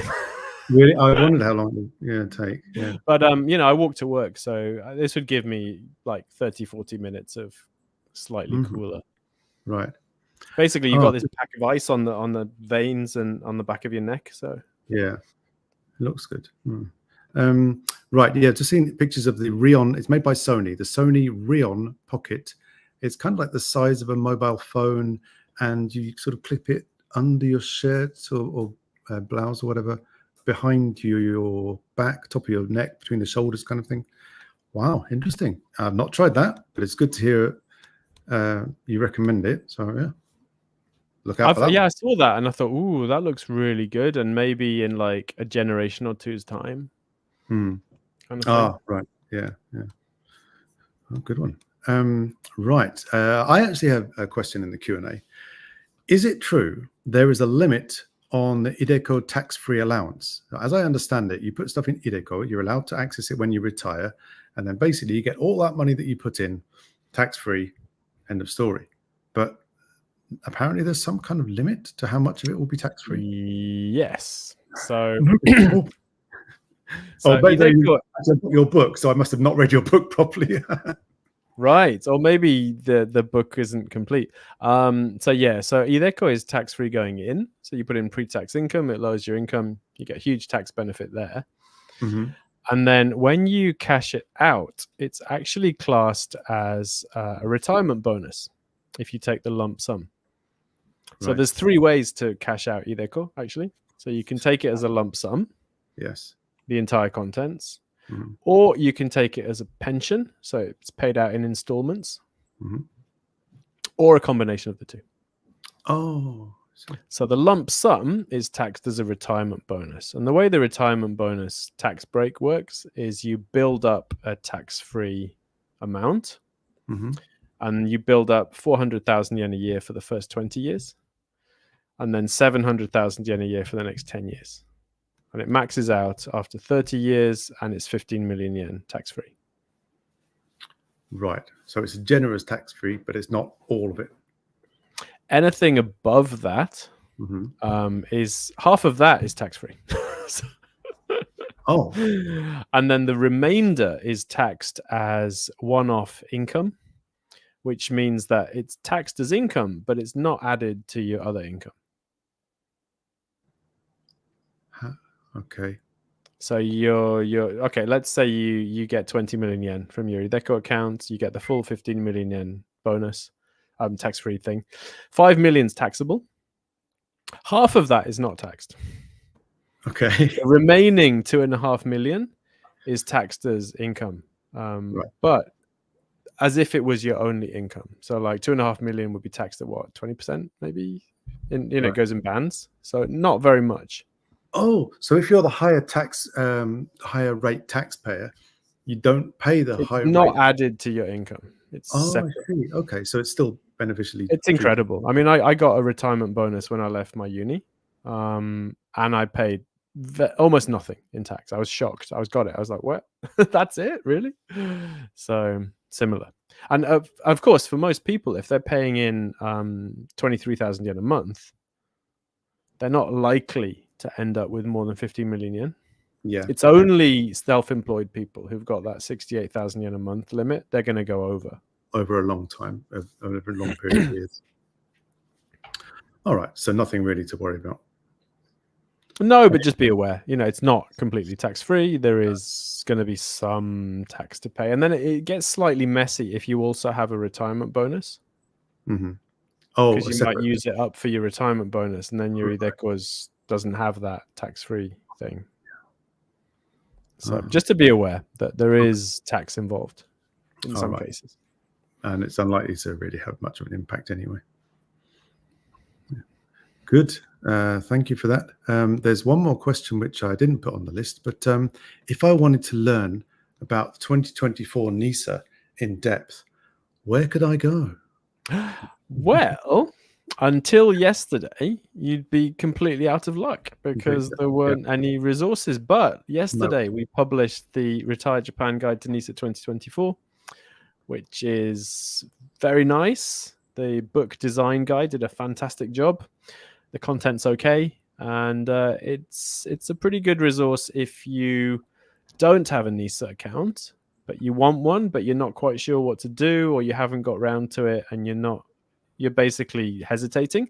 This is going to walk you through, how NISA works and how you should approach using your NISA account, what kind of portfolio you can do, all that stuff. So link in the description. Also Yeah. through the Retire Japan website. Yeah, I was going to put it on the in the chat there.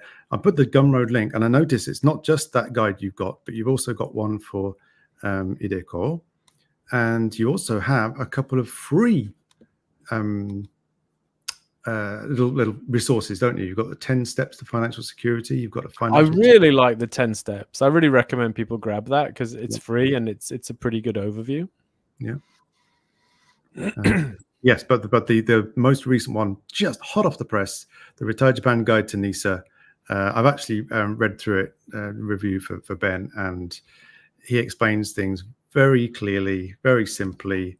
It's done in a kind of Q&A format, so you don't have to read the whole book if you don't want to. You can jump to a particular thing that you're not sure about, and questions are answered in there. It's highly recommended. Thank you very much, Daniel, because I'd forgot to mention that. I'm so bad at this business stuff, aren't I? Good. I think we've done everything then. Awesome. So that went far longer than I thought it would, Yeah. as usual. Thanks for joining us, everyone on the who joined us live today. That was awesome. Thanks for the questions and the comments and so on. We really appreciate it. It does make it much more fun if we've got people along for the ride. And if you're watching it on the recording, come to the next one live. It's fun. Yeah. Thank you very much, everybody. Thanks for the questions. All right. Thanks, guys. See you in the next one. All right.